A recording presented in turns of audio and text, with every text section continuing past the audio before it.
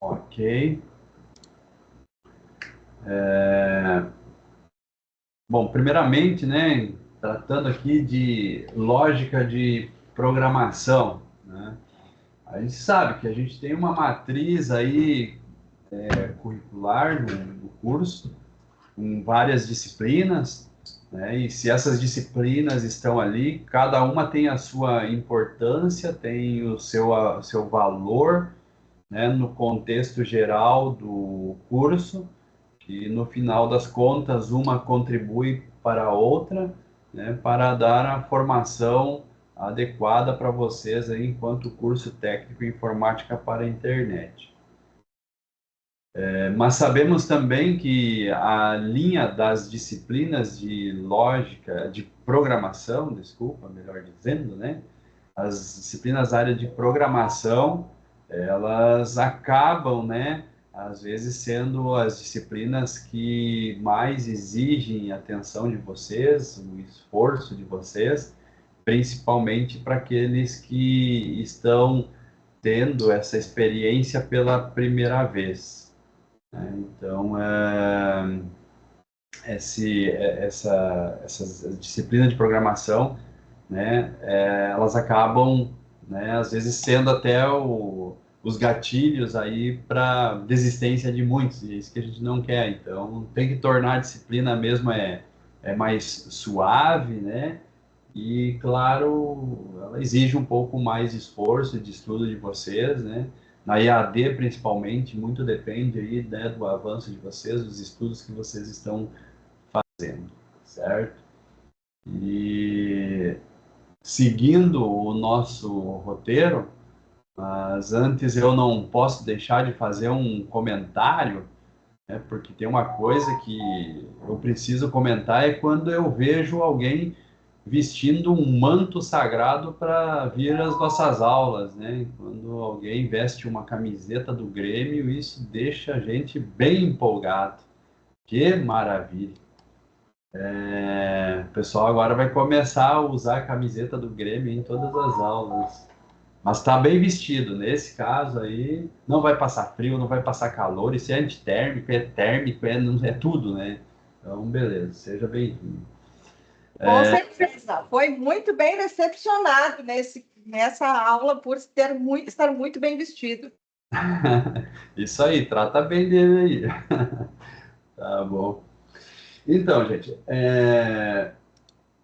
nós, na programação da disciplina de lógica de programação, né, olha só, programação de lógica de programação, a gente passou por quase todos os conteúdos já, né? Então, a última etapa vencida aqui foram as variáveis compostas homogêneas, que a gente tratou, né, em 2 períodos aí, de vetores e matrizes. Até esse período, né, vocês também desenvolveram atividades complementares, desenvolveram uma atividade obrigatória, um mão na massa, né, a primeira atividade. O professor Andrino estava ali no trabalho árduo ali de fazer as correções e dar o feedback para vocês da atividade. E também está aberta, né, a atividade obrigatória 2, né? Então, a atividade obrigatória 2, que é uma mão na massa 2, né, que envolve esse conteúdo sobre variáveis compostas homogêneas, com vetores e matrizes, e também o último tópico que a gente vai fazer uma abordagem hoje aqui, que é sobre subprogramas, né? Subprogramas, um tópico muito importante, né, na programação de computadores e que vai complementar essa estrutura geral de escrever programas de computadores, né? Então, na verdade, a gente iniciou lá com os conceitos básicos da introdução à lógica, os algoritmos, a gente começou a trabalhar com expressões e operadores, evoluímos para a linguagem de programação Java, e aí aplicamos os conceitos básicos da lógica de programação já em uma linguagem de programação, algo mais formal, né? E entramos em estruturas de controles de seleção, as repetições, as variáveis homogêneas e esse tópico, então, de subprogramas. Eu diria assim para vocês, inicialmente, que cada um desses tópicos abordados, né, talvez ainda vocês não estejam assim peritos no assunto, né? Alguns já desenvolvem mais, outros menos, mas eu diria que esses tópicos, eles são assim o alicerce para vocês aprenderem a programação em qualquer linguagem de programação. Então, hoje a gente está usando a linguagem de programação Java, mas daqui a pouco vai lhe interessar outra linguagem, ou até mesmo uma oportunidade de trabalho vai te apresentar uma outra linguagem de programação. E às vezes você vai se perguntar, pô, eu não conheço, por onde eu começo? Né? Às vezes, o começo é justamente por cada um desses tópicos, né? Rever isso e tentar aplicar em uma nova linguagem de programação. Até diante do tempo de vocês, se vocês tiverem um tempo extra, daqui a pouco você escolheu uma linguagem de programação como C Sharp, Python, né?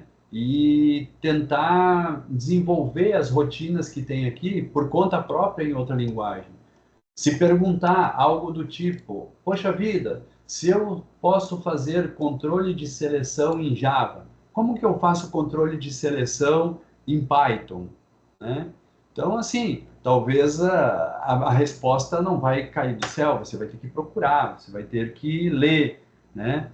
E até mesmo hoje não tem como a gente escapar, fazer o uso, né, dos prompts, né, de inteligência artificial para contribuir nesse aspecto, né, fazer da IA, né, fazer um uso para o bem, né, principalmente na aprendizagem. E aí a gente vai entendendo, né, que cada uma dessas estruturas, né, que são usadas para programação, elas se aplicam basicamente em qualquer linguagem. Só que cada uma tem a sua forma de declarar, sua forma de implementar. E o que você, enquanto programador, precisa saber é o quando você deve usar uma estrutura ou outra. Quando você vai usar uma expressão lógica, uma expressão aritmética, né? Então, sempre você vai ter que estar se perguntando: eu preciso resolver, né, um programa que calcule uma folha de pagamento. Dado algumas entradas, eu preciso calcular, preciso verificar, preciso testar e preciso gerar uma resposta. Então, a questão que eu estou falando aqui é a organização, né, do algoritmo para resolver o problema. E quando você pensa em algoritmo, logo você tem que pensar nas estruturas que você vai utilizar para resolver o problema. A linguagem de programação é só uma ferramenta, um recurso que você tem para transformar essa sua lógica de programação em um programa consolidado, concreto, que seja capaz de ser compilado para uma linguagem de máquina, ser executado e aí então por meio deste, né, o usuário poder fazer as interações ali com o programa, dando entradas, esperando processos e dos processos as saídas, né, que o programa deve gerar a partir das entradas, certo? Então, eu diria assim para vocês, eu falo nesse momento desses detalhes, porque de fato, né, o conteúdo que vocês têm aqui, ele serve de um guia, né, principalmente para aplicar isso em diferentes situações, em diferentes problemas que vocês queiram resolver, e destacando, independente da linguagem de programação. Tô certo, o professor Andrino, o professor Glauco, concordam comigo? É isso mesmo, Marco. Muito bem. Professor. Nota 10. Muito bem, né? Só fazendo retornando um pouco esse assunto, né? Afinal, a gente ficou alguns dias distantes aí, que é justamente para dar uma refrescada aí na memória, né? E recapitular um pouco assim da ideia, né, de lógica de programação para a gente poder dar sequência nos nossos trabalhos. É uma coisa sempre importante, né, Marta? A lógica, ela vem, sobrepõe a linguagem, ela vai acima da linguagem, né? Então, o cara que aprende lógica, ele aprende depois qualquer linguagem, ele consegue programar, né? Às vezes a gente vê muitas pessoas que dominam uma linguagem, mas por falta da lógica não conseguem resolver um problema, né? Criar um algoritmo que atenda às necessidades. Exato, a contribuição do professor Glauco, né, ela é muito importante, até mesmo porque a gente vive várias experiências com os alunos aqui, até mesmo nos cursos presenciais, muitos alunos que às vezes questionam a linguagem de programação, né, dizendo, ah, mas essa linguagem ela é muito difícil, eu não consigo programar por causa da linguagem. E às vezes, né, para fazer a prova, né, tirar a prova do crime, a gente pede para o aluno resolver, esquecer a linguagem e resolver o problema na forma de algoritmo. E aí a gente vê que o problema não é a linguagem, o aluno não consegue desenvolver o algoritmo. Né? Então, quer dizer, claro, a linguagem pode ajudar, né, na complicação, mas às vezes o problema está na essência, é no algoritmo. Sim, Clóvis.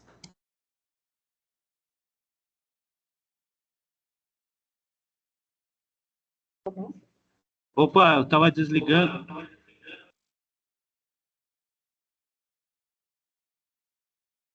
Você queria falar alguma coisa, Clóvis? Não, eu estava acessando aqui. E o microfone estava ligado. Tudo bem, certo? Sem problema. Meu microfone estava desligado agora. Tá. Então, gente, vamos lá. O próximo tópico, então, que é subprograma, e eu falei que é algo bem importante por quê? Vamos lá. Todos os programas que vocês fizeram até agora, né, todos eles foram construídos, né, num único bloco de instruções, né, num único bloco que coordena toda a execução do programa. E esse único bloco que eu falo para vocês, de qualquer programa que a gente resolveu, foi sempre dentro desse, vamos chamar agora já de subprograma, né, que é o main, né, que é a função principal aqui que controla a execução de qualquer programa Java. Ou seja, qualquer programa que você colocar para executar, sendo ele Java e muitas outras linguagens também adotam esse padrão, né? O programa ele procura pelo main, né, a tradução principal, para iniciar o programa, para dar início à execução. Quando você inicia a partir do main, o programa ele começa a ser executado linha a linha, né? Instrução por instrução, passando por declarações de variáveis, entrada de valores, instruções de controle, seja de repetição, seja condicional, tratando das entradas de dados, fazendo os processos e gerando saídas. À medida em que a complexidade do programa vai aumentando, o tamanho desse bloco main naturalmente aumenta também, né? Foi o caso deste um dos últimos exemplos que a gente implementou, que tratava de vetores. Então a gente foi colocando instruções aqui e o programa foi aumentando. E tudo foi resolvido dentro desse bloco principal, dentro deste main. Aqui o programa foi para exemplificar, né, as notas de alunos, né, dentro de um vetor, calculando média e mostrando o conteúdo dessas notas ao longo da execução. Conforme vai aumentando a complexidade do programa, obviamente começa a ficar inviável fazer todo o controle do programa dentro do main, né? Porque isso só vai crescendo, vai aumentando o número de instruções e nós vamos começar a encontrar problemas. Que tipo de problemas que nós vamos encontrar? a compreensão do programa, entender onde as coisas estão acontecendo, esse já é um problema. Fazer uma correção, né? Entrar com um processo de manutenção no programa, isso também começa a ficar complicado, porque às vezes, para corrigir uma linha, para corrigir um problema, às vezes você tem que ler todas as instruções para chegar até a linha que está com problema. Não somente erro de sintaxe, mas agora a gente já fala de problemas de semântica, a gente vai falar aqui de problemas de lógica de programação, né? Nesse main aqui, nós temos declaração de variáveis, nós temos entrada de dados, nós temos aqui cálculos, ou seja, processos, e nós temos saída de dados. Nesse mesmo programa, nesse mesmo main, vários conceitos se misturam e a complexidade, né, conforme eu disse, vai aumentando. Muitas vezes, localizar o problema, então, ele acaba tomando tempo, principalmente se um bloco de instrução for muito grande. Então, os subprogramas, tá? Os subprogramas, eles entram justamente para você organizar melhor o seu código e dividir esse main, vamos dizer assim, em blocos de instruções menores. Então, ao invés de ter um único main, a gente divide as instruções que estão aqui no que chamamos de subprogramas. E o que fazem esses subprogramas? Esses subprogramas, cada um deles, o ideal é que tenha uma funcionalidade. Cada um dos subprogramas, eles são destinados a executar uma tarefa específica. E quanto mais específico, mais detalhado for, melhor é, né, o subprograma. Melhor de você entender o que ele faz, melhor de você fazer a correção de um problema, melhor de localizar ele diante do contexto da aplicação. Enfim, os subprogramas, né, eles trazem vantagens. Daqui a pouco a gente vai ver alguns exemplos e vocês vão dizer assim, pô, mas fazer subprograma, a gente acaba escrevendo mais linhas de código. Não vai ser bem essa a ideia. Você vai escrever mais linhas às vezes, mas vai reaproveitar mais linhas, certo? E agora, sim, só para vocês refletirem um pouco, eu gostaria assim de dizer para vocês que vocês já usaram subprogramas, talvez sem saber, mas já fizeram uso e isso certamente facilitou a vida de vocês. Vocês sabiam disso? Alguém responde? Alguém tenta arriscar aí se já usou um subprograma?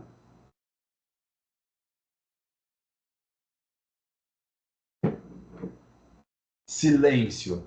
Eu vou trazer os professores de administração aqui, que tem aquelas jogadas, né, de, como é que eles chamam aqui? Alguém me ajuda?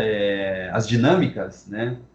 Eu não sou muito o cara da dinâmica, mas os professores das humanas, eles gostam muito das dinâmicas, fazem uma agitação, puxa aqui, bota pergunta ali, o pessoal se anima, se levantam, batem palma, gritam, berram, choram, acreditam. E acontece de tudo, né? Eu aqui, pá, não consigo vender muito bem o peixe, não. Mas e aí? Alguém se arrisca a dizer, ah, eu já usei um subprograma e qual seria? Alguém se arrisca? Como que o professor, o Marconi disse, ó, tá valendo um sorvete. Ele mandava o sorvete aqui de Floripa ir lá para São Carlos. E aí não sei como é que ia chegar o sorvete, não. Mas não é pirulito, né? Não é sorvete. Como é que tá o chat aqui? Alguém se arriscou aqui a falar alguma coisa? Deixa eu ver, deixa eu ver. Agora nada, mano. Ô, tamo fraco aqui na animação, professor Gal. O meu chat não tá pegando aqui, eu tô usando só o microfone. Ô, Isaac, se você precisar, pode falar, tá? Tá ok. Já até mudei de computador, tava no meu note, também tava sem chat, aí eu mudei pro computador da sala, também não tá pegando. É interessante, hein? Provavelmente. Deixa eu tentar complementar aí, Marco. Talvez o legal do subprograma, né? É pensar em tarefas que exijam uma repetibilidade, né? Que são rotineiras, que volta e meia a gente tem que fazer novamente, e que uma vez que ela necessite ser alterada, né? Eu não preciso me preocupar em varrer todo o meu código. Eu modularizei aquela atividade e eu só me preocupo em tratar ela, né? Aí já dando uma pincelada da orientação a objeto, né, Marco? Mas na lógica, independente de linguagem, é o raciocínio que a gente vai ter, né?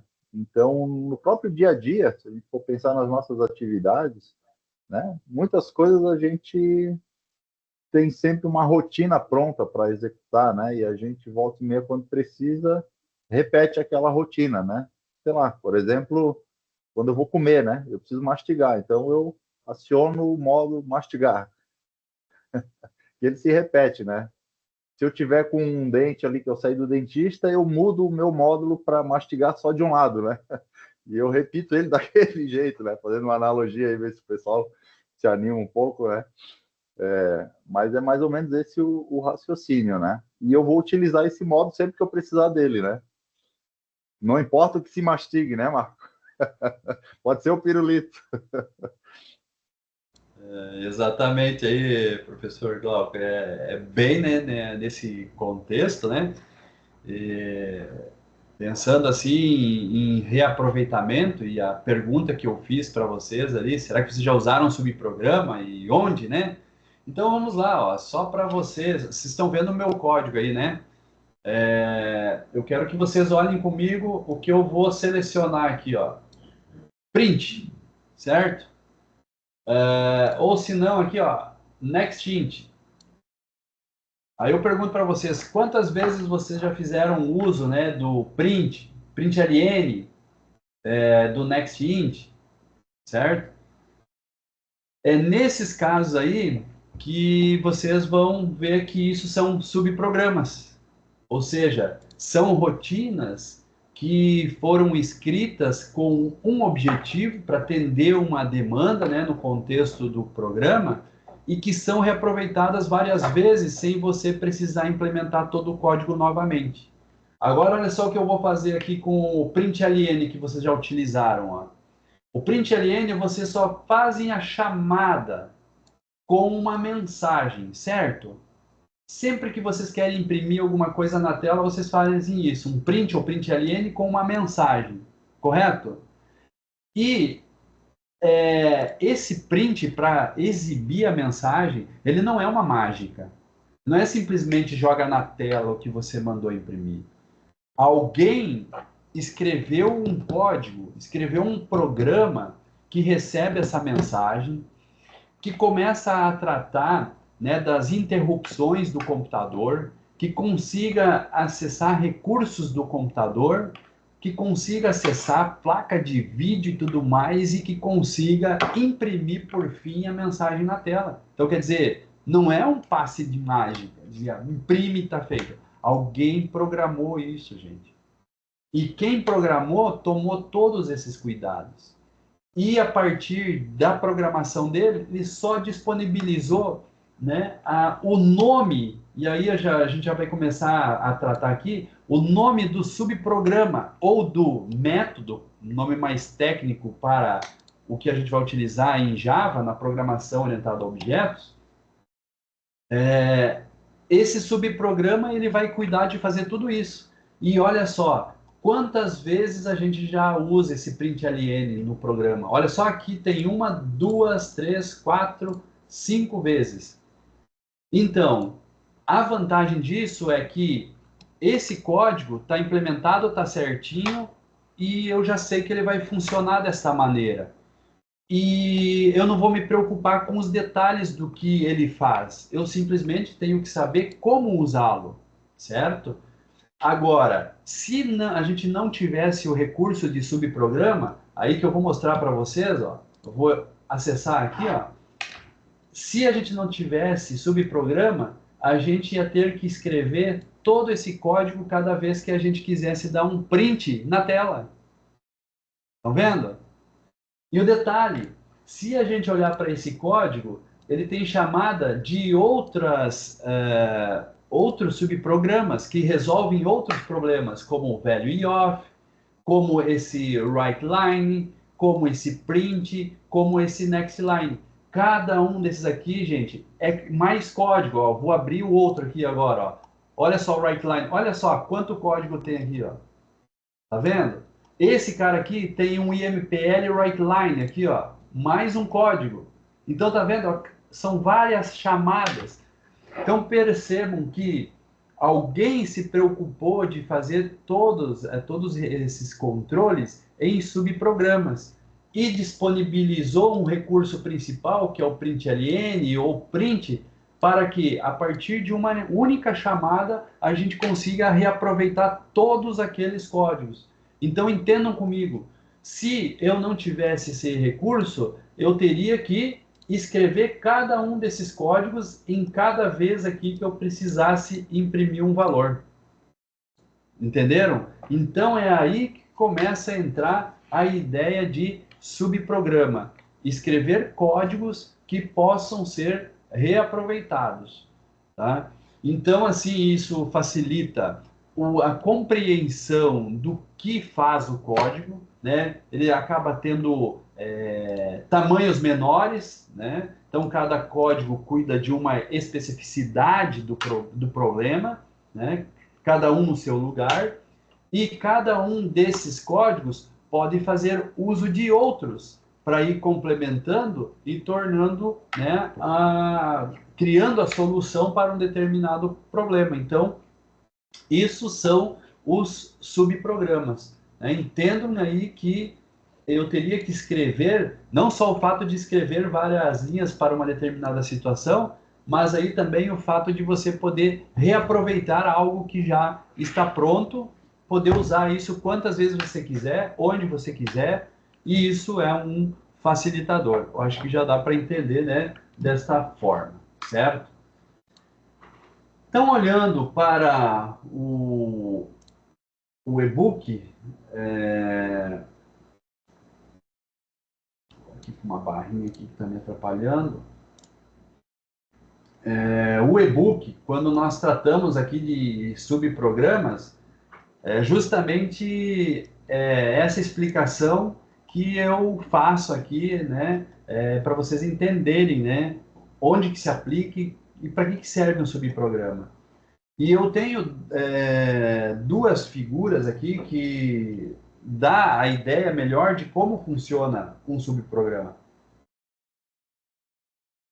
Primeiramente, se a gente olhar assim para um programa de uma maneira mais macro, né? O que é um programa? Você tem entrada de dados, você entrega isso para um programa principal e você espera as saídas do seu programa. Enfim, digamos lá do exemplo que eu falei lá do cálculo de folha de pagamento, né? Então, eu vou passar como entrada aqui, por exemplo, o salário base, vou passar horas extras, número de dependentes, e o programa, então, ele vai calcular o salário do indivíduo com base nessas entradas. Por exemplo, verificar imposto de renda, descontar INSS, calcular o salário família, e depois encontrar um salário líquido para imprimir o resultado final. Pronto, essa é a visão macro de um programa. E pensando, né, nesse programa mais amplo, tudo começa a se resolver pelo programa principal. E o programa principal, de certa forma, você poderia escrever todas as instruções, sem exceção, dentro dele. Mas isso ficaria muito complexo e, muitas vezes, muito repetitivo, né? Então, o que a gente passa a fazer? A gente começa a olhar para o programa principal e tenta encontrar detalhes que podem ser resolvidos em partes mais específicas do programa. E essas partes mais específicas a gente começa a chamar de subprograma. Ou seja, é um pequeno programa que está dentro de um contexto maior, mas que vai resolver um pequeno problema para complementar, né, o problema todo. E isso é exemplificado nessa próxima figura. Ou seja, você olha aquele programa macro e aí você subdivide ele, né, em subprogramas, cada qual com sua particularidade, que vai atender, né, um requisito específico para complementar a jornada desse programa principal para emitir aquela saída que você estava esperando, certo? Então, por exemplo, aqui, quando você recebe entradas gerais para o programa principal, né, o programa principal ele pode querer fazer uso de subprogramas, de subdivisões, né, como, por exemplo, o subprograma A, o B, o C, o A, por exemplo, que faz uso de um X, de um Y, e aí vocês percebem que cada subprograma ele requer, assim como o programa geral, ele requer entradas e saídas. Então, por exemplo, o subprograma A, ele depende da chamada do programa principal com algumas entradas de dados. Ele processa a informação, ele pode depender de outros subprogramas fornecendo entradas, essas entradas são processadas, geram saídas, as saídas podem servir de entrada para outro subprograma que gera a sua saída, por fim processa uma informação, traz a saída de volta e volta para o controle principal. O controle principal ele passa a usar um outro subprograma fornecendo entradas, gerando saídas, né? Por sua vez, essas saídas, tanto do A quanto do B, podem ser utilizadas agora para a chamada do programa C, que processa a informação, gera a saída e termina a execução do programa. Então, quer dizer, pequenos blocos, cada um com a sua particularidade, vai resolver um pequeno problema, certo? E no final das contas, cada uma dessas partes complementam esse contexto desse programa maior que vai gerar a saída que você está esperando. Eu falei antes de cálculo de salário líquido, né? Por exemplo, de um funcionário, né? Então, eu cheguei a citar ali para vocês, precisa calcular o imposto de renda, precisa calcular o INSS, precisa calcular o salário família, e, por fim, gerar o salário líquido. Vamos ver como é que seria essa ideia. Eu poderia ter um subprograma, o A aqui, por exemplo, poderia ser o cálculo do imposto de renda. O cálculo de imposto de renda, ele poderia usar outros programas, como, por exemplo, verificar as faixas de valores para ver se o indivíduo é isento ou não, ou até mesmo se ele, né, tem alguma faixa específica para descontar o imposto de renda. Então, com isso, eu formaria o cálculo do imposto de renda e retornaria o valor calculado, né, para o programa principal. Então, pronto, já tenho o cálculo do imposto de renda. Agora eu preciso calcular o INSS. Ao invés de resolver o cálculo do INSS dentro do programa principal, eu crio um outro subprograma que cuida do imposto de renda. Então, desculpa, do INSS. Então, o INSS, para calcular o INSS, tem umas regras, né? Tem o indivíduo lá que ganha até certo salário, que o desconto é de 10%, outros é de 11%, né? Enfim, tem algumas regras que vai determinar qual é o INSS a ser descontado. Então, esse subprograma, ele resolve essa etapa e devolve o valor calculado. Pronto, o programa principal já tem dois valores calculados, o imposto de renda e o INSS. Agora, digamos que ele precisa também do salário lá, família, pelos dependentes, né? Então, aí nesse caso, poderia ter um outro subprograma só para calcular salário família, pelo número de dependentes. E aí, no final das contas, eu tenho os valores necessários para calcular o salário líquido, certo? Poderia até criar um subprograma agora para calcular o salário líquido. Agora, notem aqui o seguinte, quando eu faço esses subprogramas, por exemplo, o imposto de renda, se eu tenho um problema de lógica para resolver o cálculo do imposto de renda, né? Só um pouquinho. Esse está com as pilhas vazadas. Ah, tá, beleza. Então, eu faria o subprograma, né, de imposto de renda. Havendo algum problema, eu não vou precisar olhar para esses subprogramas, né, o INSS, o salário família. O problema vai estar com o imposto de renda. E, com isso, ao invés de centralizar todo o código no programa principal, que ficaria muito extenso, seriam muitas linhas de código, eu vou concentrar isso em cada uma das etapas aqui, né? Então, eu consigo visualizar melhor cada um dos códigos, né? Isso facilita não só a compreensão do programa, como a própria manutenibilidade, né, do programa. Então, essa é a ideia geral aqui de subprogramas, tá? Tudo bem? Estão entendendo? Alguém quer fazer alguma pergunta?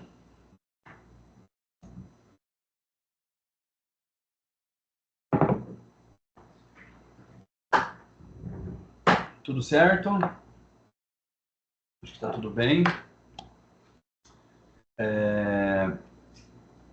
Muito bem. Quando a gente fala de subprogramas, algumas linguagens de programação um pouco mais clássicas, em alguns conceitos que vêm do passado no mundo da programação, divide subprogramas em dois tipos de subprogramas, tá? Os chamados procedimentos e também as funções. Qual é a diferença, né, entre um e outro aqui, né? Os procedimentos, normalmente, eles são subrotinas ou subprogramas que recebem uma entrada de valores, eles processam algum tipo de informação, mas não necessariamente vão gerar uma resposta, né? Não necessariamente vão retornar um valor calculado, um processo executado, por exemplo. Então, simplesmente, ele executa a tarefa e não gera algum algum resultado que seja utilizado para dar continuidade no programa. Então, ele vai atuar mais como um processo complementar. Já as chamadas funções, elas são mais, assim, relevantes nesse contexto, porque elas, sim, elas têm mais essa característica aqui de receber entradas e devolver saídas. Ou seja, elas recebem valores, processam esses valores e, no final das contas, elas vão gerar, né, um resultado que vai ser utilizado em outro processo, certo? Então, essas são as chamadas funções. Na programação orientada a objetos, os procedimentos e funções, enfim, os subprogramas, eles passam a ter um nome único, né, que é os métodos, certo? E esses métodos, a gente vai dizer métodos que retornam valores e métodos que não retornam valores. Então, esses tipos de métodos, né, de algum vão continuar classificando como procedimento ou função. Tudo bem, a essência de funcionamento é o mesmo. Tá? Só a nomenclatura mesmo que a gente daqui a pouco vai adotar, né, a mais padrão dentro do mundo Java aqui, que é métodos, mas quando falarmos em métodos que não retornam valores, associe isso a procedimentos. Quando eu falar em métodos que retornam valores, podem associar isso a funções, certo? Então, não tem problema. O importante é saber que a gente vai estar sempre aí falando basicamente a mesma coisa, ok? Bom, uma questão bem importante aqui, opa, aumentei demais aqui, é entender, né, a estrutura de um método, de uma função ou procedimento. Como que vocês vão escrever isso dentro do programa, certo? Então, basicamente, todo o subprograma que vocês vão escrever, vocês vão tratar de modificador de acesso, o tipo de dado de retorno, o nome, né, da função do procedimento, aqui a gente fala de método já, entre parênteses, os parâmetros de entrada, e aí, entre chaves, vem a estrutura, né, as instruções daquela função. Então, por exemplo, calcular imposto de renda, né? Então, o método calcular imposto de renda, ele iria receber aqui como entrada o salário base. A partir do salário base, a gente implementar aqui as instruções para calcular esse imposto de renda. Como, por exemplo, né, verificar qual é o valor do salário base, verificar em qual faixa que ele está, de acordo com as faixas estabelecidas, né, pela Receita Federal, e com isso a gente calcularia ali o desconto a ser feito, né, no salário base em relação ao imposto de renda, e retornaria esse valor calculado. Então, no final, deve ter esse comando de retorno, né, essa palavra return, com o valor que foi gerado. Então, essa aqui é a sintaxe geral e adotada por muitas linguagens de programação para você escrever, né, o bloco de instruções de uma função. Função ou procedimento, correto? Então, aqui depois no material, vocês vão ter detalhes do que é cada um desses termos usados, o que é o modificador de acesso, o que é o tipo de dado de retorno, o nome do método, né? Então, leiam com atenção aí, que isso vai ajudar vocês na compreensão aí do programa, certo? Então, aqui já mostra um exemplo de como é feito, né, um subprograma. Então, por exemplo, aqui, ó, temos o método main, né? O método main, que esse aqui vocês sempre vão ter dentro do escopo do programa. E esse método main, ele faz chamada a um subprograma, que foi chamado aqui de imprimir mensagem.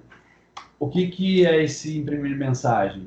É um outro bloco de instrução que leva esse mesmo nome, então, imprimir mensagem, e que tem aqui o papel de escrever uma mensagem utilizando um outro subprograma que não necessariamente fui eu que implementei, que já está disponível pelo próprio Java, que é o caso do println, que eu comentei antes para vocês, que faz toda aquela parafernália de instruções para simplesmente mostrar um olá mundo na tela, certo?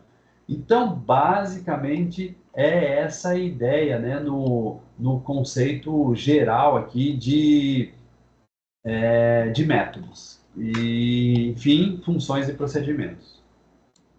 Bom, para exemplificar aqui, nós vamos fazer um programa. Eu ainda não vou tratar, né, de métodos, funções ou procedimentos, enfim, subprogramas que tratam de vetores e matrizes, certo? Nós vamos fazer algo mais simples primeiro aqui. Então, eu vou fazer um programa para calcular a média, certo? De 3 notas aí, por exemplo, de alunos, a média de 3 números, por exemplo. Tá? Então, vamos lá, ó, criar esse novo projeto. Lembrando aí, né, tá fazendo uso aí do IntelliJ, né? Não sei se o pessoal já se animou a usar a ferramenta.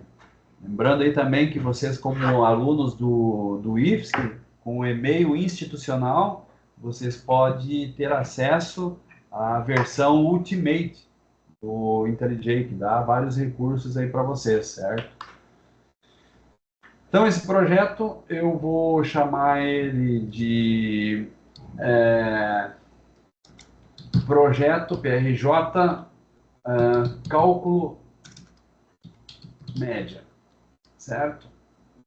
Vou fazer ele usando a estrutura Maven mesmo. Vamos criar aqui uma nova janela. Vocês devem estar vendo aí direitinho, né, o código. Ele tem um templatezinho aqui, mas eu vou apagar ele.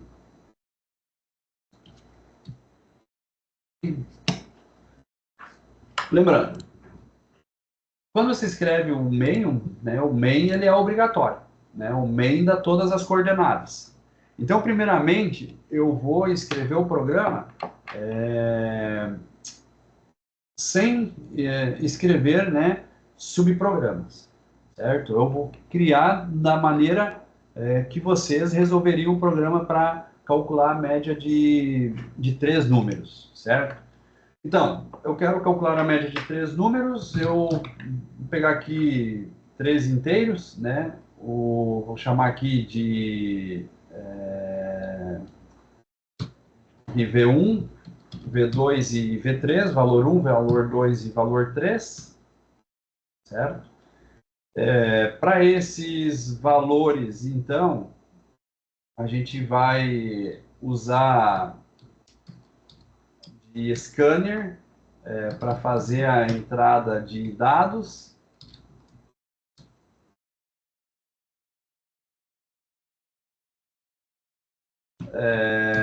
Aí nós vamos, então, olha, eu vou usar o println, né, que tem todas aquelas instruções, eu não vou precisar escrever todas aquelas instruções, alguém já fez para mim, eu só vou reusar, estou reusando, então, um subprograma.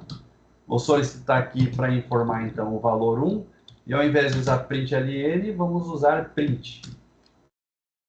E aí, para V1, nós vamos atribuir aqui o que vem da entrada com, olha aí, ó, next int.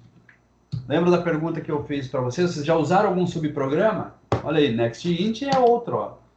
Se eu entrar no código dele, eu já vou ver aqui que tem uma implementação que já chama outra, que já tem, olha só a quantidade de linhas, né?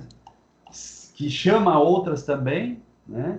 E, enfim, eu teria que escrever tudo isso toda vez que precisasse de um nextInt.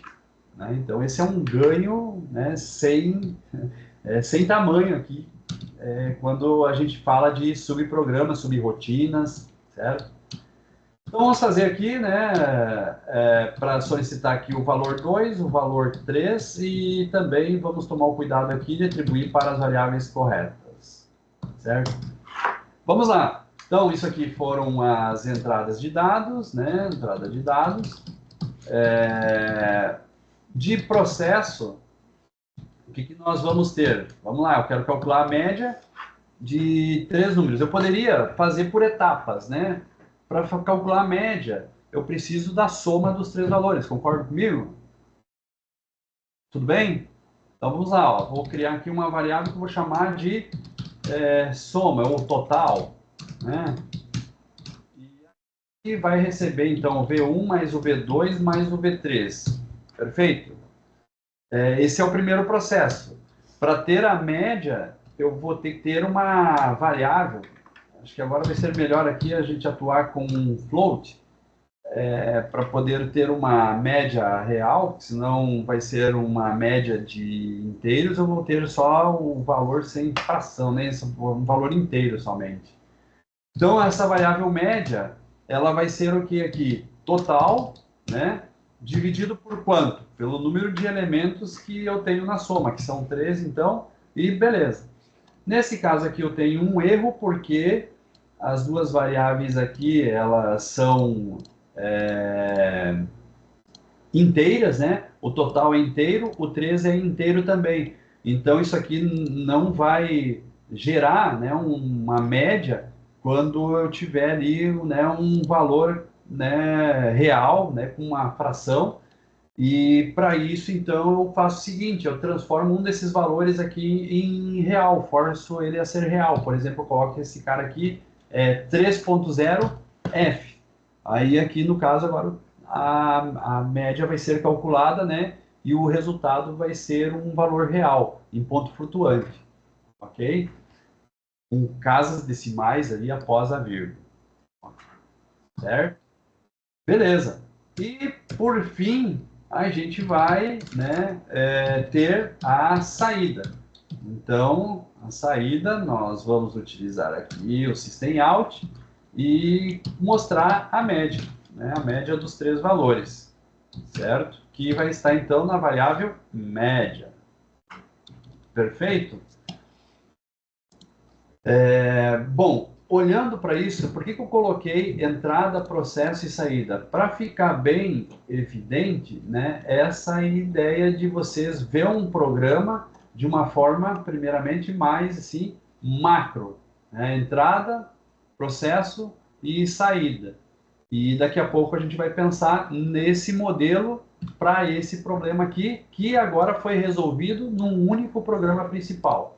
Foi resolvido? Será que foi? Vamos executar esse cara aqui para ver se está tudo bem, né? A gente às vezes se anima, né? Tão acostumado em fazer as implementações, quando vê tá com um probleminha ou outro que a gente nem se depara ainda.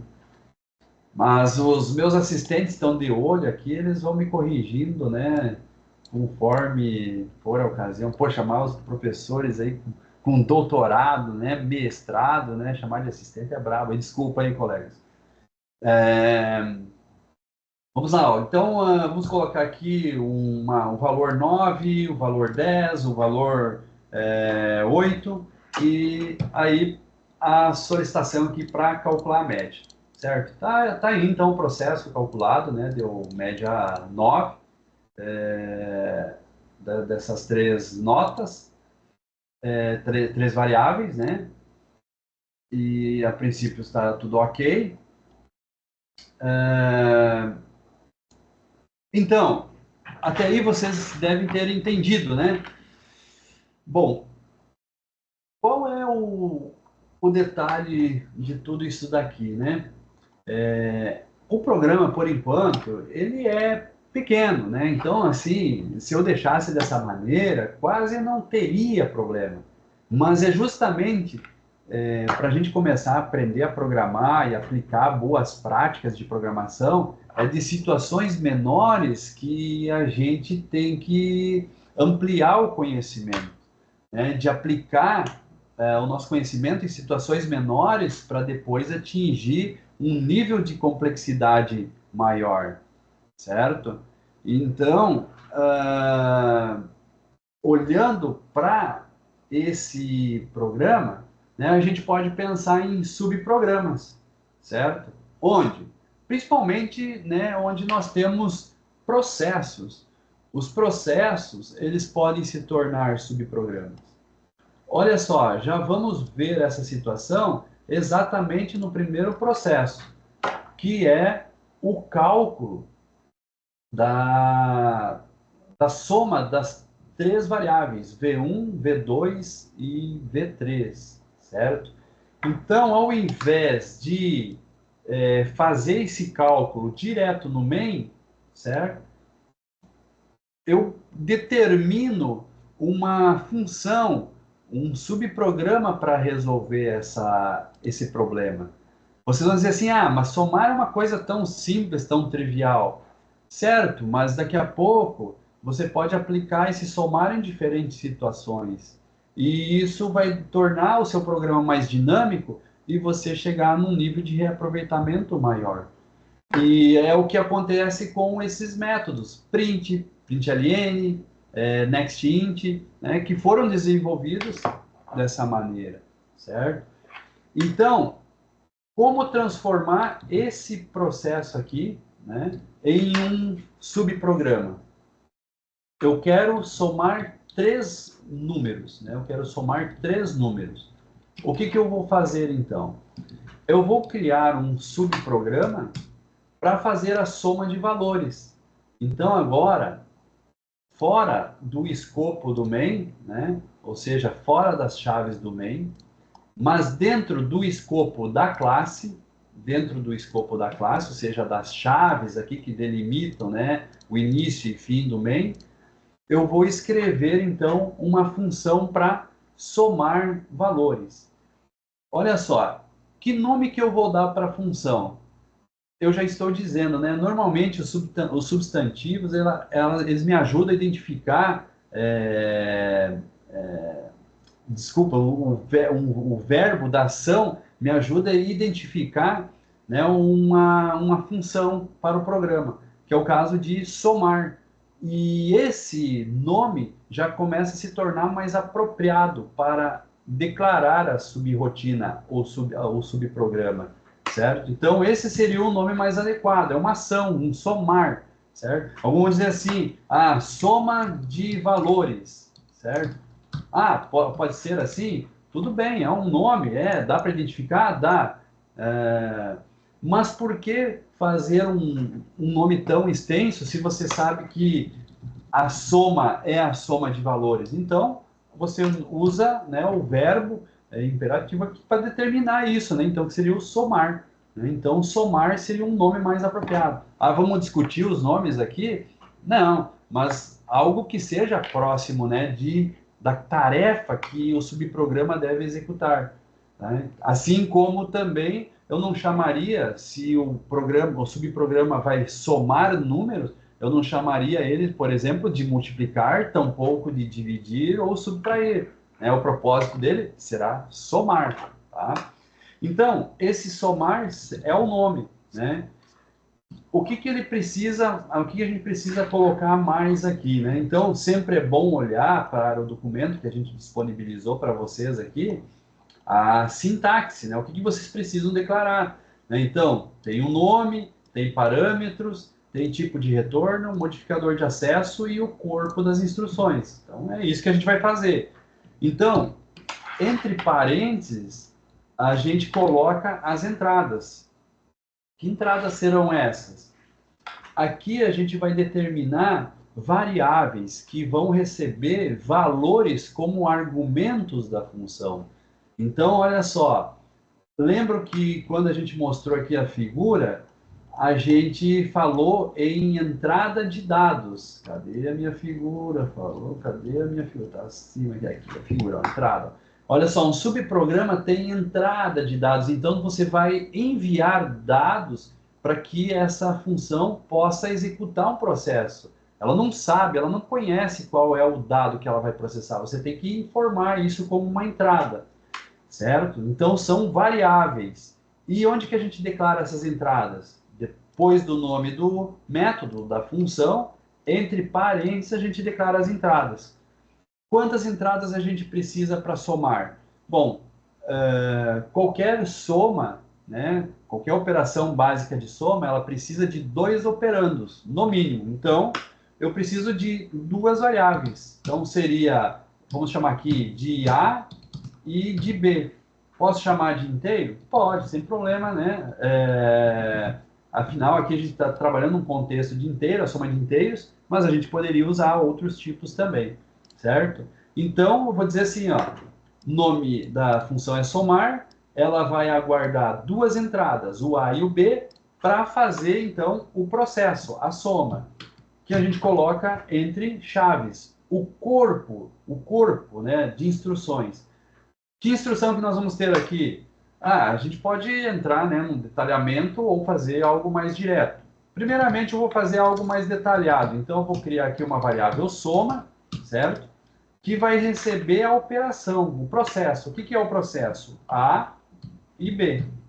Aí vocês talvez já estão me perguntando assim, professor, mas nós não vamos somar o valor 1, o valor 2 e o valor 3? Calma aí. Tá? Uma soma, ela soma, na verdade, 2 operandos, certo? Eu vou fazer esse processo dessa maneira, depois de outra, para vocês entenderem o que eu estou dizendo. Bom, eu tenho a soma do valor. E o que eu faço com essa soma dos valores? Eu preciso devolver. Então, olha só, na figura, né? Um subprograma recebe entrada, processa e retorna um resultado, uma saída. Olha só o que nós temos aqui, ó. Então, recebe entradas. A partir dessas entradas, faz um processo, gera um resultado, e esse resultado precisa ser devolvido como uma saída. Então, a gente usa, para fazer essa saída, o uso da palavra reservada return. E dizendo o que eu vou retornar, vai ser, então, a variável soma, certo? Só que para isso, né, para que eu possa fazer esse retorno dessa soma, eu preciso agora dizer que essa função, tá? Essa função somar vai gerar uma saída, vai ter uma saída. Para isso, então, precedido do nome da função, a gente diz o que ela vai devolver. Então, aqui, naturalmente, se recebeu um inteiro A e um B e gerou um resultado inteiro, não tem dúvida. O retorno vai ser um tipo inteiro. Então, antes do nome da função, eu vou declarar aqui que tipo de dado é que ela retorna. Então, olha só, recebeu duas entradas inteiras, processou, gerou uma resposta inteira, devolve um inteiro. A devolução, a saída, eu declaro antes do nome da função. E aqui agora vem alguns detalhes da sintaxe, que muitos perguntam, mas tem que fazer isso? E eu às vezes até digo assim, por enquanto façam e não se preocupem tanto por que tem que fazer, mas adiante a explicação vai ser, né, bem detalhada para vocês. Então, uma das coisas é o modificador de acesso. Tá? Então, primeiramente, a gente vai definir aqui como público. A gente está usando tudo como público, mas mais adiante a gente vai falar de privado, de protegido, padrão, certo? Então, por enquanto, a gente deixa público. E aqui mais um detalhe, a gente vai fazer uso da palavra reservada, static. Tá? Então, o uso dessa palavra, já muitos perguntam, por que eu tenho que colocar static, né? Na verdade, a explicação ela é um pouco mais longa, e por isso, nesse momento, eu prefiro dizer assim para vocês. Se o método main é estático, e vocês estão trabalhando dentro da mesma classe com subprogramas, declarem os subprogramas como estáticos. Depois a gente vai ter uma explicação o porquê que isso é estático, certo? Então ela fica muito parecida com o main, olha só, public static void main, public static int somar. Opa, mas está diferente, aqui é void. O que é void? Void é nulo, ou seja, não tem valor. Isso quer dizer que no contexto que nós explicamos aqui para vocês, certo? De procedimento e função, é exatamente essa diferença. O main, ele seria um procedimento, porque ele executa uma série de instruções e no final ele não tem um comando return, ele não retorna, ele não gera uma resposta que possa ser utilizada por outro subprograma. Ele simplesmente executa a sequência lógica e termina. Já o somar, ele é diferente, ele é uma função que retorna valor, ou seja, ele recebe entradas, processa as entradas e retorna a saída. Então, aqui não poderia ser void. Se tiver o return com um valor, eu não posso declarar isso como void. Olha só o que acontece, um erro, certo? Então, toda vez que a função retornar um valor, a gente precisa saber qual é o tipo compatível com esse retorno. Soma, que é o resultado da operação inteiro, então aqui nós vamos declarar como inteiro. Certo? Então, escrevemos agora o nosso primeiro subprograma, mas não usamos ele ainda. Vamos fazer uso agora, certo? Como que vamos fazer uso? O uso será similar às chamadas de nextInt, de print, println. E onde que a gente vai fazer isso?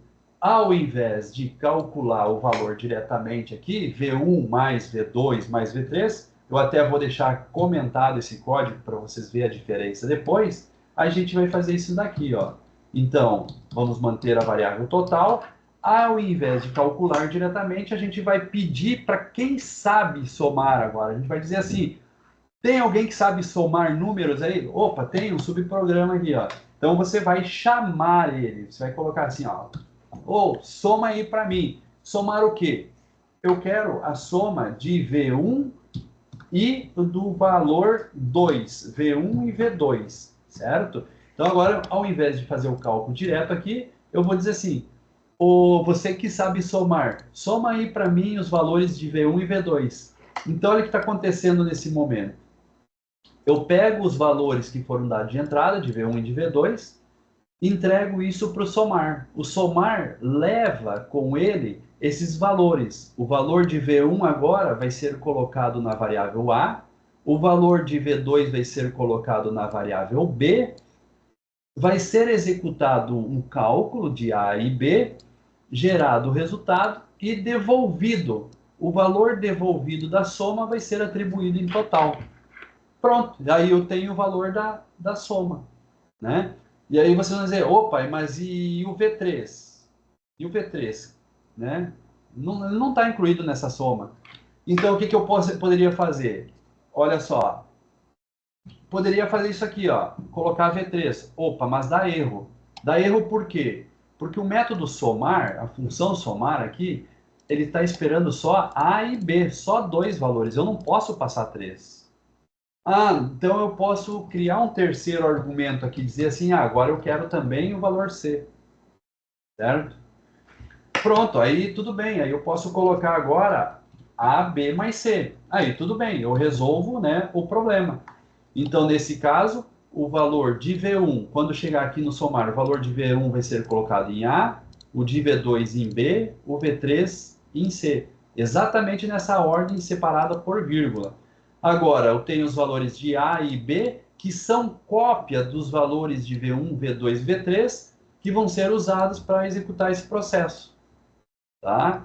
Então, agora, eu tenho a solução, né, do resultado da soma de 3 números. Agora eu vou colocar aqui um outro fator.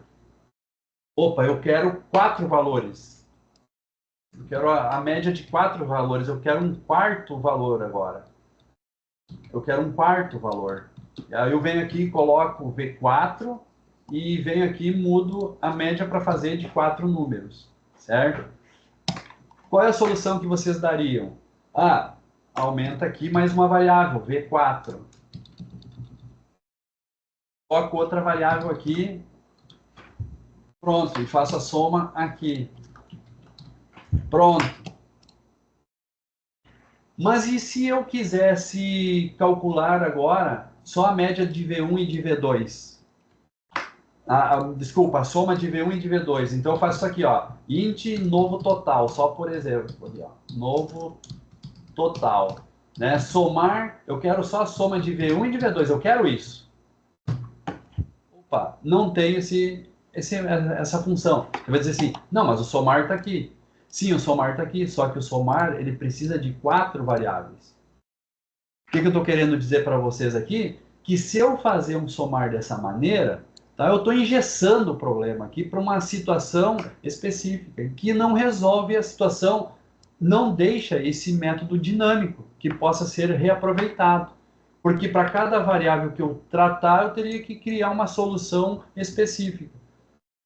Sendo que a gente sabe que qualquer operação de soma, ela sempre opera em 2 operandos. Qualquer soma é básica, é sobre 2 operandos. Então, como que a gente vai otimizar e se tornar o programa mais flexível?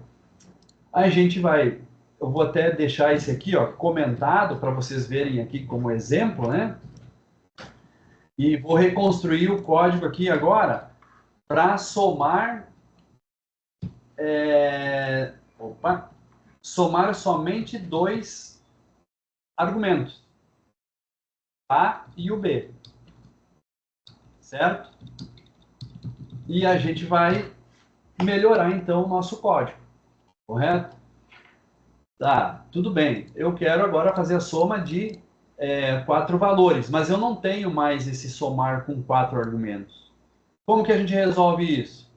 Vamos lá, regrinha básica aqui, ó.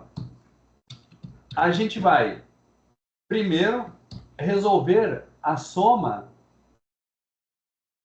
de V1 e de V2.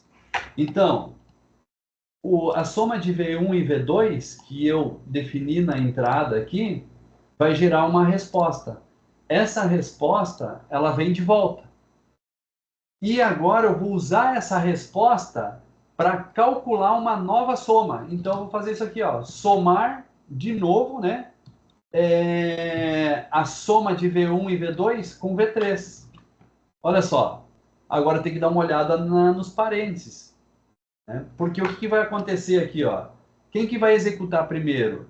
Quem está dentro do parênteses. Então, primeiro ele vai calcular a soma de V1 e V2. Então, ele vem aqui, por exemplo, se o V1 valesse 2 e o V2, 3. O que ele vai fazer? Ele vai trazer o 2 para o A, o 3 para B. Ele vai calcular, vai gerar 5. Ele retorna esse 5 vai ser colocado aqui, ó. É como se ele substituísse por 5. Agora, ele vai somar o 5 com o V3. Digamos que você definiu um valor 10 aqui. O que vai acontecer? Então, o 5 vai vir em A, o 10 que está em V3 vai vir em B, você vai ter 5 mais 10, 15, ele retorna o valor de 15. Aí, o que ele faz, então, nesse caso? é como se ele substituísse isso daqui, ó, 15. Ele vai dizer o total é 15. Agora ele usa a variável total para fazer a média. Aqui está com 4 valores. Por quê? Porque nós vamos ainda fazer agora considerar esse quarto valor que eu adicionei anteriormente. Certo? Então vamos lá. Vamos voltar ao código aqui. Isso é claro que a gente não vai fazer manualmente, é o próprio programa que faz. O que vocês têm que entender é a ordem dessas chamadas. Então, olha só, aqui eu vou chamar mais uma vez o somar, certo? E agora passando como parâmetro o V4. E aí, isso aí, então, vai consolidar a soma de todos os valores. E olha o reaproveitamento aqui, ó. Eu escrevi uma vez e chamo somar quantas vezes eu desejar. E agora, gente, o que vocês estão vendo aqui, ó? Esse somar, ele é dinâmico. Eu consigo chamar somar para somar 1.000.000 de valores, né? E não vou precisar mais ficar, né, escrevendo, né, um somar para cada situação, correto? A Eliane está falando em laço for. Nesse caso, né, não seria, né, bem o caso, mas em algum momento, sim, poderíamos trabalhar com um laço for para percorrer uma lista de valores e calculando esses valores, usando, né, a função sempre que necessário, certo? Então, olha só, vamos olhar aqui, né, a lógica dessa instrução. Olha só, primeiro ele soma V1 com V2, então ele vem aqui, devolve a resposta agora é substituída aqui, aí ele chama o outro somar, sempre olhando a prioridade dos parentes, quem está mais interno executa primeiro, então aquele resultado agora vai ser usado com esse somar e V3. Por fim, o resultado todo dessas duas somas que já foram feitas vão ser usados agora para calcular a última soma agora com o V4, né? Então, percebam que ele vai executando o processo, ele vai e volta, vai e volta. Esse total você só vai ter depois que cada um desses somar terminar a sua operação. E isso retrata bem essa figura, né? Na ideia de você dar a entrada, gerar a saída, usar a mesma entrada para usar para um novo processo, gerar uma nova saída, até que o fluxo seja consolidado, certo? E aí nós vamos para o processo final, que é a média. A média também, né, ela pode se tornar aqui um subprograma, né, e ser reaproveitado em outras situações.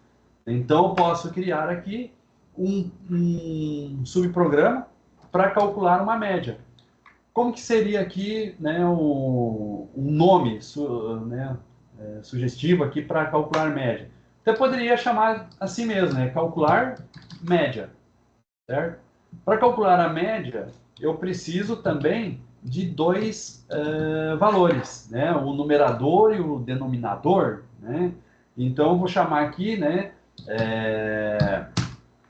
vamos supor aqui um int x e um int y aqui, certo? Com esses dois aqui, eu vou calcular a média. Então, a média, se eu quero né, em formato real, certo?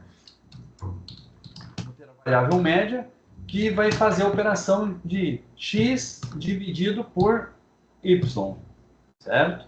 Então, esse x dividido por y vai gerar a média e, no final, eu tenho que devolver essa resposta, correto? E aí, nesse caso, como a variável de retorno é float, ou tipo, o resultado gerado é float, é mais apropriado que esse método retorne, então, um float. Então, olha só como eu construí.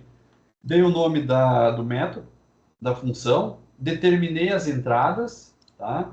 Digamos que aqui eu queira um outro tipo que não seja inteiro, né? Um float. É possível também, tá? No caso aqui, como eu utilizei o 4.0, né, eu posso passar esse float aqui também, certo? Para gerar essa média real. E Então, dei as entradas, determinei o processo e defini o retorno, que é o resultado. Quando eu falo em retorno, eu logo penso no tipo de dado desse retorno, que deve ser compatível com o que vai ser devolvido. Certo? E aí vem os detalhes, tornar isso público, né, public e estático, por enquanto. Sem muita preocupação ainda. Correto? Muito bem. Temos o método, a função calcular média. Como que a gente vai usar isso agora aqui, ó? Ao invés de a gente colocar, então, diretamente, né, a operação aqui, a gente vai colocar a chamada da função. Então, a gente vai dizer assim, ó, quem sabe calcular a média, calcula para mim. Então, eu digo assim, calcular a média. Passando como parâmetro 2 valores, tá? Quem são esses valores? A variável total, tá? Que eram as variáveis, eu vou deixar comentado aqui o que a gente tinha antes, tá? Para vocês não se perderem, que é exatamente isso que eu fiz aqui, ó, para fazer a operação da média, né? Então, ao invés de calcular diretamente, é o que nós vamos fazer aqui, usar a função para isso. Então, vamos chamar aqui o valor total, que foi usado no processo anterior, e aqui o valor para fazer o cálculo da média, né, que vai ser o 4.0 aqui, correto? Então, esses valores vão ser passados para a função. O valor total das somas vai ser colocado em x, esse 4.0 em y, x vai ser dividido por y, vai gerar a média, e no final devolve esse valor. Devolvendo o valor, o que acontece? Esse valor vai ser atribuído para essa variável. No final, eu vou imprimir o cálculo da média. Certo? Então, é isso que vai acontecer. Executando o programa agora, tá? Vocês vão ver que ele vai ter o mesmo fluxo aqui, só usando os subprogramas. Então, ó, nesse primeiro momento, então, vou colocar o valor 10 aqui, o valor 5 aqui, o valor 3 aqui e o valor 9 aqui nesse quarto valor. Então, ele vai lá, né, calcula a soma dos 4 valores primeiro, depois calcula a média e, por fim, exibe aqui o resultado. Perfeito? Aí, aquilo que eu falei para vocês. Mas o programa agora, que antes tinha aproximadamente ali 30 linhas, ele ficou maior, porque agora ele tem mais aqui, bom, esse aqui está documentado, então tem aí 40 linhas, aumentou o programa, certo? Mas o que vocês têm que ver é que se aumentar aqui, ele não é um problema. Vocês têm que ver que eu criei subprogramas. Por exemplo, depois quando a gente desenvolver o conceito de orientação a objetos na próxima disciplina, que vocês vão ter no próximo semestre, vocês já vão ver que essa função a gente vai levar para um outro arquivo. E a gente vai ver, vocês vão perceber que isso vai ser reaproveitado em outras situações. Aqui a gente está reaproveitando dentro do mesmo arquivo, mas depois a gente vai começar a fazer reaproveitamento nesse nível aqui, ó, né, do nextInt, do print, mas tudo começa exatamente por aqui, fazendo essas pequenas rotinas aqui, tá? Aqui agora a gente sabe que qualquer uma delas tem uma particularidade. Você sabe que se tiver problema de soma, você não vai olhar o problema na média. O problema vai estar na soma de valores, não na média. Se você tiver um problema ao calcular a média, você sabe que não vai estar na soma, vai estar no calcular média. Então, vocês vão perceber que os subprogramas têm códigos menores, tá? Com menos instruções. Isso facilita a leitura, facilita o entendimento do que faz cada um dos... É como você resolvesse o programa em problemas menores. E aí você tem uma noção melhor do que cada problema, né, faz. Cada um dos subproblemas, vamos dizer assim, né, um ajuda o outro para resolver o problema maior. Tá? E eles podem estar ali à disposição para você usar em qualquer momento. Uma das questões, até mesmo para perceber aqui no calcular média, né? Como agora isso ficou assim dinâmico, por exemplo, eu agora calculei a média de 4 valores, tá? Mas eu poderia simplesmente dizer, eu quero de 3 valores. Eu quero fazer uma média, né, de 2, de 10, de 1000 valores.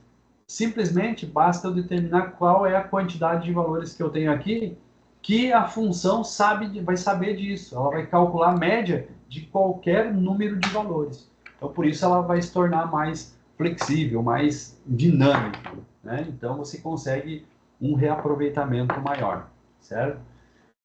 E para dar uma ideia vocês viram que o somar, né, tem essas declarações int e float, é porque retornam valores. Então, eu vou mostrar para vocês como escrever um subprograma que não retorna valor. A saída aqui, ó, eu vou substituir por uma função chamada imprimir resultado. E esse imprimir resultado eu vou mandar como argumento aqui a média, certo? Essa é uma forma também de você começar a construir um subprograma. Você vê a necessidade de escrever ele, você já dá o nome e dizer quais são os parâmetros que vai ser necessário, quais são as entradas que serão necessárias para executar essa função.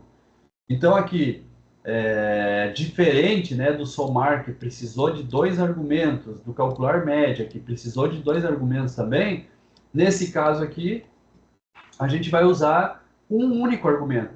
E há casos também que não tem argumento nenhum. É o caso aqui, ó, do nextInt, ó, não tem parâmetro, né? O nextInt não tem nenhum argumento. Agora, nós podemos fazer, né, funções que tenham vários, como, por exemplo, outra versão que eu tinha feito aqui, tinha um 4. Né? Claro que você não vai colocar aí milhares de argumentos, que isso ficaria, né, também compreensível e ruim de trabalhar. Né? Então, tem os seus limites também. Certo? Então, essa imprimir resultado não existe. Não existe, eu vou ter que criar. Né? Então, como é que é a criação desse imprimir resultado?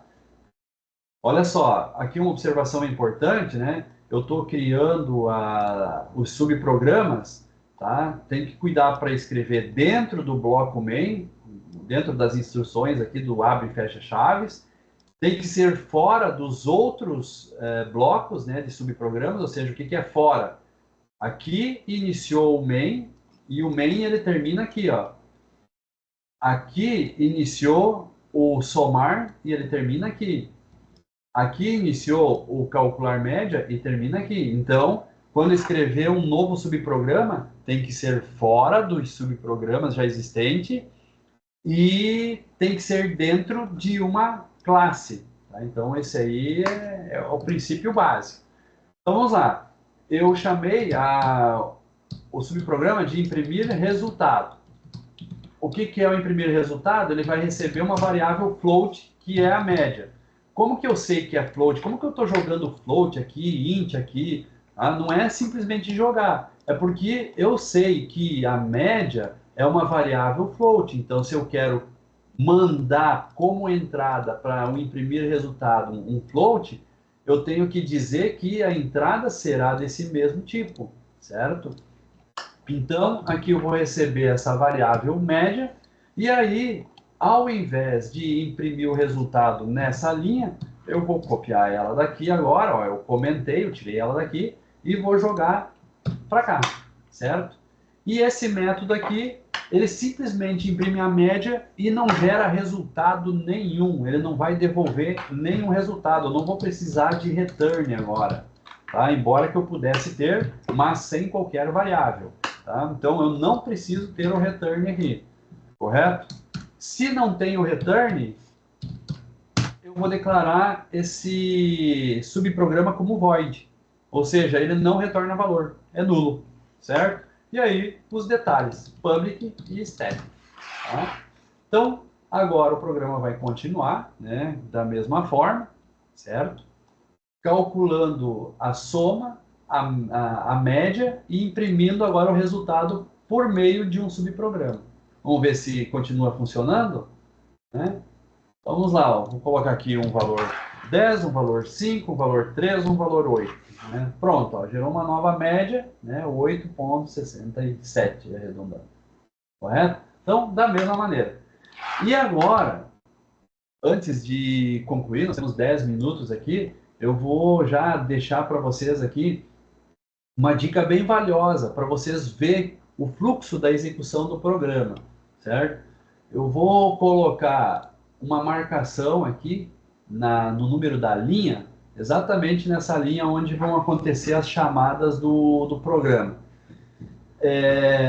Isso é chamado de breakpoint e vou executar o programa através de um método de depuração, ou seja, eu vou executar o programa passo a passo a partir do momento em que chegar nessa linha. E aí vocês vão ver esse fluxo de chamar, de retornar, de ir e voltar até gerar o resultado final, certo? Então agora, para executar o programa aqui, a gente não vai usar esse método run convencional aqui, que é essa setinha verde. A gente vai usar aqui o depurador, que tem o ícone de um inseto aqui, que é um bug, né? Que é o debugger, né? O pessoal chama de debugger. Alguns vão chamar num termo mais no linguajar da programação aí, o debugador. Né? Debugador é meio estranho, né? Então eu prefiro aí depurar o programa ou usar o debugger, certo? Então a depuração ele vai fazer exatamente o que eu falei para vocês, ó. O programa ele começou a ser executado, tá?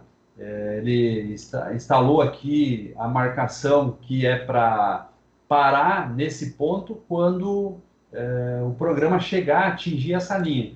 Então até agora ele vai executar essas instruções aqui, ó, para ler o V1, para ler o V2, o V3 e o V4, certo? Valor 1, 2, 3 e 4. Então olha só, vou digitar aqui um valor 10, um valor 5, um valor 8, um valor 3. Perfeito, dei a entrada. Então o programa fez todas essas entradas. Quando eu confirmar agora aqui com Enter, o programa vai parar naquela linha lá, certo? Tem uns controles aqui, umas dicas, né? O programa para nessa linha. Por enquanto, eu sei que não existe ainda a variável total, né? Não foi feito nenhuma soma, certo? E aqui embaixo a gente vê o conteúdo da memória nessas variáveis. Olha só, né? A variável V1, V2, V3, V4, cada uma com os valores que eu digitei. Isso aqui é o conteúdo na memória do computador, certo? Elas estão armazenando esses valores. Então agora eu vou usar aqui uma instrução aqui que é essa daqui, ó, step into, certo? Eu vou executar com essa opção aqui, step into, entrar. Entrar aonde? Entrar na função que será chamada. Que função será chamada? Primeiro será chamada somar, tá? Esse somar aqui, ó, é o mais interno, né, dos parênteses. Então olha só, se eu pressionar F7 ele vai executar esse somar.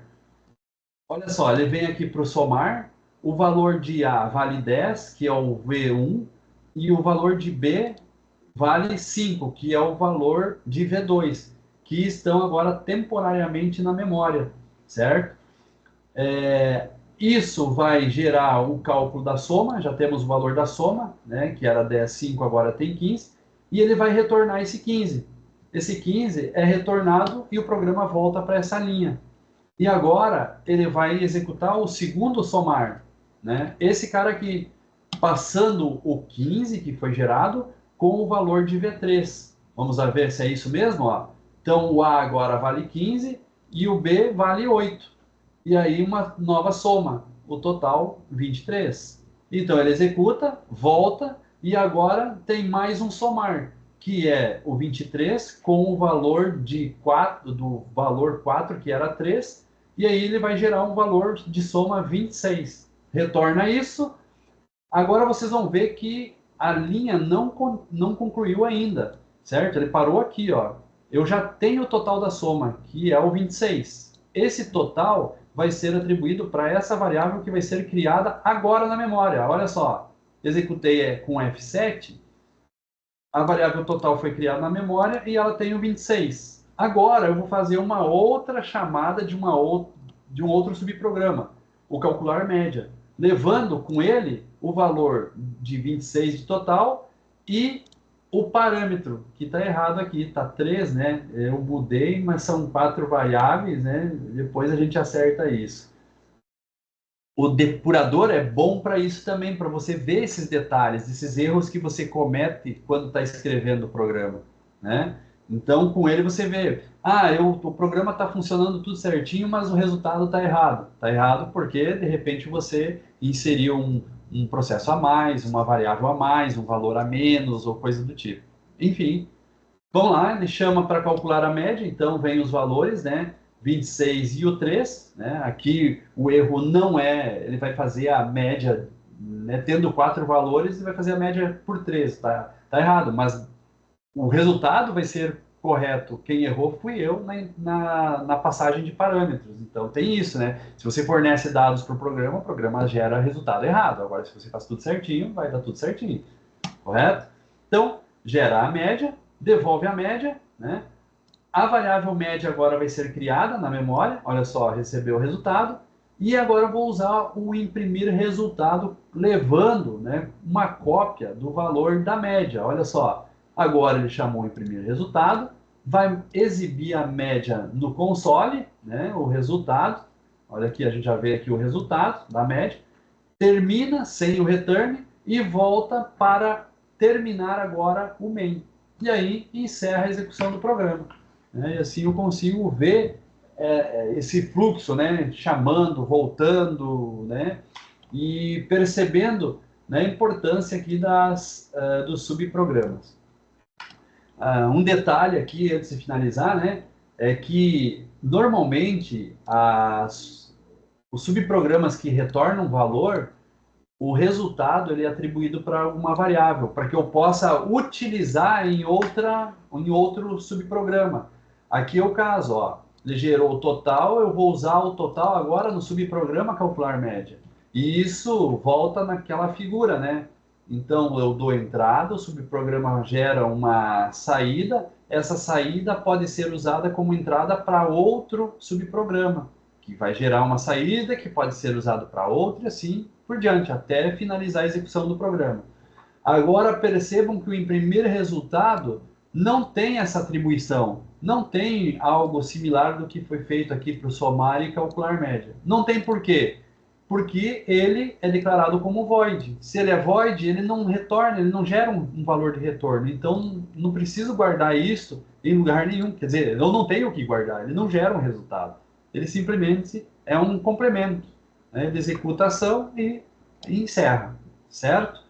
E assim é a ideia aí, né, inicial de subprogramas.